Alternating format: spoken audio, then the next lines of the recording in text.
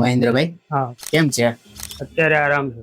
શું તકલીફ થતી હતી? ચાલવામાં તકલીફ પડતી હતી, બેસવામાં તકલીફ પડતી હતી, સુવામાં તકલીફ પડતી હતી. કેટલો ટાઈમ થયો આને તમને? 5-6 મહિના થી. આ કઈ રીતે થઈ ગયું તમને યાદ છે? શાળામાં ગાડી પડીને એના હિસાબે થયું. ડોક્ટરને બતાવ્યું, MRI કરાયો. 5 દિવસની મેં કીધું ગોળી આપો, મને આરામ થઈ જાય. કે ના, કે ઓપરેશન જ કરાવવું પડશે. પછી તમારા વિડીયો જોતો હતો હું હા. એ 2-1 મહિનાથી. અત્યારે આપણે 2 સારવાર કરી, આજે ત્રીજી સારવાર. અત્યારે કેમ છે તમને દુખાવામાં? 100% સારું. ચલાય છે, થોડું ડ્રાઇવિંગ કરું છું.